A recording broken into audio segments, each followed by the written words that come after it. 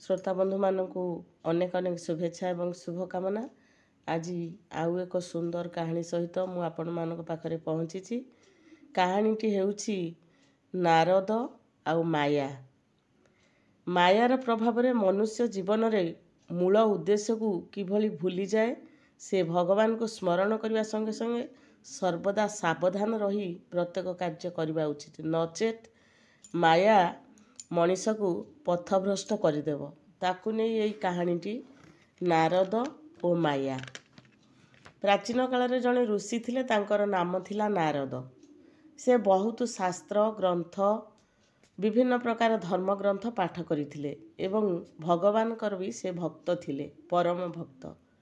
दिने से ग्रंथर थिबा माया नामक शब्द को भल भाव बुझी पारिले नाही। नारद ऋषि बारंबार माया शब्द विषय चिंता कले एवं बहुत ग्रंथ भी पढ़िले, तथापि से माया को भल भाव बुझी पारिले नाही। एते चेष्टा करी मु माया शब्द को बुझी पारिली नाही, मु कौन करिबी से एहीपरि चिंता कले। हठात से भाविले मु मोर प्रभु भगवान श्रीकृष्ण पाखक जीवी, से निश्चय मते माया शब्द विषय बुझाई देबे। संगे संगे नारद द्वारका नगर रे बास करुथिबा श्रीकृष्ण निकट को यात्रा कले। श्रीकृष्ण नारद को आंतरिक स्वागत कले। श्रीकृष्ण नारद को कुंढाई पकाई कहिले, नारद तुमे मते देखा करिया पई आसी बहुत भल कल। श्रीकृष्ण पुणी पचारिले जे कौन नारद सब कुशल तो? हाँ प्रभु, मोर समस्त कुशल, किंतु आपनक पाखरु गोटे विषय जानिबा को आसीछि, नारद कहिले। श्रीकृष्ण पचारिले केउं विषय नारद? प्रभु, माया शब्दर अर्थ मु बुझी पारु नाही, दयाकरी मते यही माया शब्द विषय रे बुझाई दियंतु। नारद श्रीकृष्ण को प्रार्थना करी यही कथा पचारिले। श्रीकृष्ण हसी हसी कहिले, यही तुमर समस्या, ठीक अछि, तुमको माया विषय बुझाई देवी, किंतु वर्तमान तुमे क्लांत होई पड़िछ, एठारे किछि दिन रही विश्राम कर। प्रभु, आपणक संग लाभ करी एठारे बास करिबा तो मोर परम सौभाग्य, नारद कहिले। एहीपरि किछि दिन बीतीगला, किंतु नारद तांको प्रश्नर उत्तर पाइले नाही।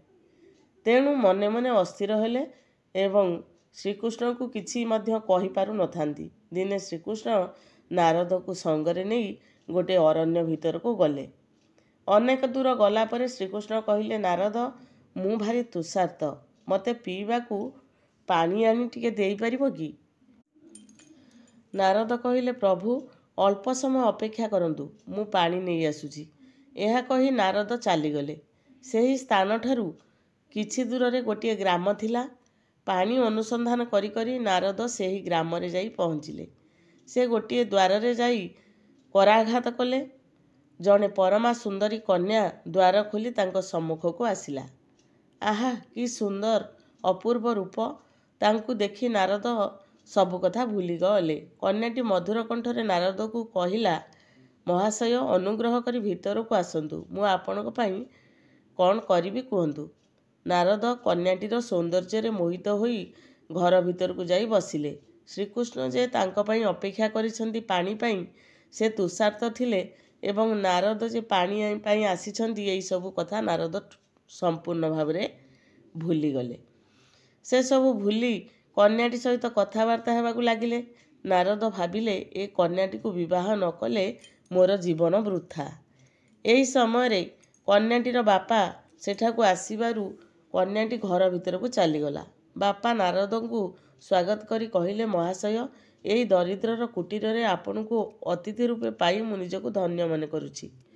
आपणकर जेते दिन इच्छा सेते दिन एठारे बास करंतु।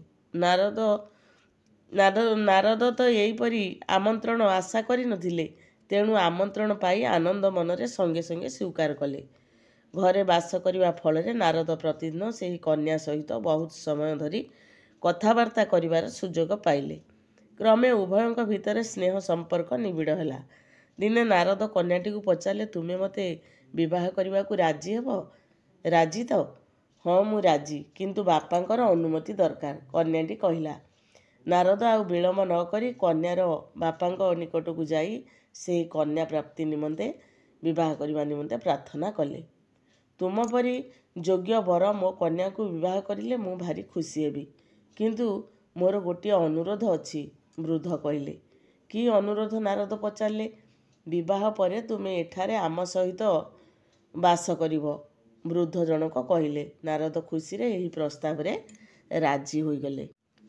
ଶୁଭ ଦିନରେ ନାରଦ ସେହି କନ୍ୟାକୁ ବିବାହ କରି ଆନନ୍ଦରେ ବାସ କରିବାକୁ ଲାଗିଲେ। କ୍ରମେ ସେମାନଙ୍କର ସନ୍ତାନ ସନ୍ତତି ହେଲା। ଏହି ରୂପେ 12 ବର୍ଷ ଅତିବାହିତ ହେଲା। ତାଙ୍କ ଶ୍ୱଶୁରଙ୍କର ମୃତ୍ୟୁ ଘଟିଲା।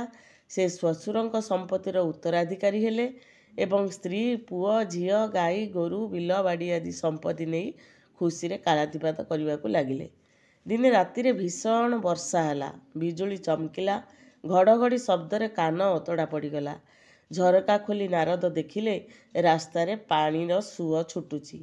ତାପରେ ଝରକା ବନ୍ଦ କରିଦେଇ ନାରଦ ଭାବିଲେ, ଯାହା ହେଉ ମୋ ସ୍ତ୍ରୀ ଆଉ ପିଲାପିଲିଙ୍କର କିଛି ଅସୁବିଧା ହୋଇନାହିଁ। ଏହା ଭାବି ନାରଦ ଖୁସି ହେଲେ ଏବଂ ନିଶ୍ଚିନ୍ତରେ ନିଦ୍ରା ଗଲେ। କିନ୍ତୁ ତାଙ୍କର ଏ ଖୁସି ବେଶୀ ସମୟ ରହିଲା ନାହିଁ। ଦେଖୁ ଦେଖୁ ରାତ୍ରିର ଶେଷ ପ୍ରହରରେ ଘୋର ବନ୍ୟା ଆସିଲା ଏବଂ ସମଗ୍ର ଗ୍ରାମଟି ଜଳମଗ୍ନ ହେଲା। ବହୁ ଘରଦ୍ୱାର ଭାଙ୍ଗିଗଲା। ମନୁଷ୍ୟ ପଶୁପକ୍ଷୀ ସବୁ ଭାସି ଯାଇ ବୁଡ଼ିଗଲେ।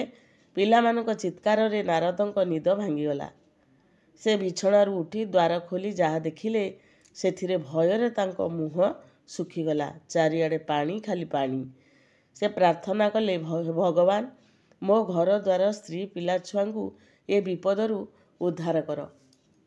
ପାଣି ବଢ଼ିବାକୁ ଲାଗିଛି। ନାରଦ ଦେଖିଲେ ବର୍ତ୍ତମାନ ପଳାଇ ନ ଗଲେ ଆଉ ରକ୍ଷା ନାହିଁ। ନାରଦ ଗୋଟିଏ ହାତରେ ସ୍ତ୍ରୀକୁ ଓ ଅନ୍ୟ ହାତରେ 2ଟି ଛୁଆକୁ ଧରିଲେ ଏବଂ ଆଉ ଗୋଟିଏ ଛୁଆକୁ କାନ୍ଧରେ ବସାଇ ଏହି ଭୟଙ୍କର ବଢ଼ି ପାଣିରେ ଚାଲି ଚାଲି ପାର ହେବା ପାଇଁ ଚେଷ୍ଟା କରିବାକୁ ଲାଗିଲେ। କିଛି ଦୂର ଆଗେଇବା ପରେ ସୁଅର ବେଗ ଅତ୍ୟନ୍ତ ପ୍ରଖର ବୋଧ ହେଲା। କାନ୍ଧରେ ବସିଥିବା ପିଲାଟିକୁ ନାରଦ ବହୁ ଚେଷ୍ଟା କରି ଧରି ରଖିପାରିଲେ ନାହିଁ। ସେ ଖସି ପଡ଼ି ପାଣି ସୁଅରେ ଭାସିଗଲା। ଗଭୀର ଦୁଃଖରେ ନାରଦ ଚିତ୍କାର କରି ଉଠିଲେ। ସେହି ପିଲାଟିକୁ ଧରିବାକୁ ଚେଷ୍ଟା କରିବାରୁ ହାତରେ ଧରିଥିବା ପିଲା 2ଟି ହାତରୁ ଖସି ପଡ଼ି ଆସି ସୁଅରେ ଭାସିଗଲେ। ସ୍ୱାମୀ ସ୍ତ୍ରୀ ଦୁଃଖ ଆଉ ଯନ୍ତ୍ରଣାରେ ଚିତ୍କାର କରି ଉଠିଲେ।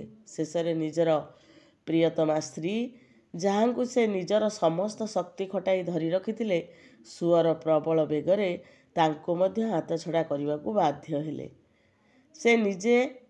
ସେ ନିଜେ ମଧ୍ୟ ସୁଅରେ ତଡ଼ି ହୋଇ ମରୁ ମରୁ ଯାଇ ଗୋଟାଏ ଟାପୁରେ ଲାଗିଲେ। ହେ ଭଗବାନ, ମୁଁ କି ଅପରାଧ କଲି ଯେ ମୋତେ ଏଇ ନିଷ୍ଠୁର ଶାସ୍ତି ଦେଲ? ସ୍ତ୍ରୀ ଆଉ ପିଲାମାନଙ୍କୁ ମୋଠାରୁ ଛଡ଼ାଇ ନେଲ। ମୋତେ ମଧ୍ୟ ନେଇଯାଅ। ଏହା କହି କାତର ସ୍ୱରରେ ବିଳାପ କରିବାକୁ ଲାଗିଲେ ନାରଦ ମହର୍ଷି। ଏହି ସମୟରେ ହଠାତ୍ ତାଙ୍କ ପଛ ପାଖରୁ ଶ୍ରୀକୃଷ୍ଣ ଶାନ୍ତ ସ୍ୱରରେ କହି ଉଠିଲେ, ନାରଦ, ପାଣି କାହିଁ? ତୁମେ ମୋ ପାଇଁ ପାଣି ଆଣିବାକୁ ଆସିଥିଲ। ମୁଁ ତୁମକୁ ଅପେକ୍ଷା କରି ବସିଛି। ତୁମେ ଅଧଘଣ୍ଟାଏ ହେଲା ଆସିଲଣି। ଅଧଘଣ୍ଟାଏ? ବିସ୍ମୟରେ ନାରଦ ଠିଆ ହୋଇପଡ଼ିଲେ।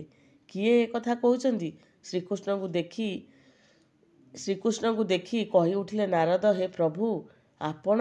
12 ବର୍ଷ ବିତିଗଲା, କେତେ ଘଟଣା ଘଟିଗଲା, ଆଉ ଆପଣ କହୁଛନ୍ତି ଅଧଘଣ୍ଟାଏ? ଶ୍ରୀକୃଷ୍ଣ ହସି ହସି କହିଲେ, ନାରଦ, ତୁମେ ଜାଣିବାକୁ ଚାହିଁଥିଲ ମାୟାର ଅର୍ଥ। ଏଇ ହେଉଛି ମାୟା। ଏଥର ବୁଝିଲ ତ ମାୟା ଶବ୍ଦର ଅର୍ଥ କ'ଣ? ଶ୍ରୀକୃଷ୍ଣଙ୍କଠାରୁ ଏଇଭଳି କଥା ଶୁଣି ନାରଦ ନିଜକୁ ଲଜ୍ଜିତ ବୋଧ କଲେ। ପ୍ରକୃତରେ ମାୟାର ପ୍ରଭାବ ଏମିତି, ଆମେ ମାୟା ପଛରେ ପଡ଼ି ସବୁ କିଛି ଭୁଲିଯାଉ। ଆମର କର୍ତ୍ତବ୍ୟ, ଭଗବାନ, ଆମର ଦେଶ ପ୍ରତି କର୍ତ୍ତବ୍ୟ କ'ଣ, ଜାତି ପ୍ରତି କର୍ତ୍ତବ୍ୟ କ'ଣ, ପ୍ରଭୁଙ୍କ ପ୍ରତି ଭକ୍ତି କ'ଣ, ଏ ସବୁ ଜିନିଷକୁ ଭୁଲି କେବଳ ଆମେ ସକାଳଠାରୁ ରାତି ଯାଏ ଖାଲି ମାୟା ପଛରେ ପଡ଼ି ଏ ସ୍ନେହ, ପ୍ରେମ, ମମତା ସବୁ ଯେମିତି ପୁଅ, ଝିଅ, ଜମି, ବାଡ଼ି, ଧନ, ସମ୍ପତ୍ତି ଏସବୁ ଗୋଟିଏ ମାୟା ଜାଲ। ଆମେ ଏ ମାୟାରେ ଛନ୍ଦି ହୋଇ ଆମ ଜୀବନଟାକୁ କଟେଇ ଦିଅନ୍ତି। କିନ୍ତୁ ଦିନେ ଆମେ ଭଗବାନଙ୍କୁ ଡାକିବାକୁ ସବୁବେଳେ କହୁଥାନ୍ତି, ଆମ ପାଖରେ ସମୟ ନାହିଁ, ସମୟ ନାହିଁ। ତେଣୁ ମାୟାର ପ୍ରଭାବରେ ମନୁଷ୍ୟ ଜୀବନର ଉଦ୍ଦେଶ୍ୟକୁ ଭୁଲିଯିବା ଉଚିତ ନୁହେଁ। ଭଗବାନଙ୍କୁ ସ୍ମରଣ କରିବା ସଙ୍ଗେ ସଙ୍ଗେ ସର୍ବଦା ସାବଧାନ ରହିବା ଉଚିତ ଏବଂ ନିଜ କର୍ତ୍ତବ୍ୟ ଆଗେ ପ୍ରାଧାନ୍ୟ ଦେଇ ଆମେ ପରେ ଯାଇ ଅନ୍ୟ କିଛି କଥା ଭାବିବା ଉଚିତ। କାହାଣୀଟି କେମିତି ଲାଗିଲା ନିଶ୍ଚିତ କମେଣ୍ଟ ମାଧ୍ୟମରେ ଜଣେଇବ।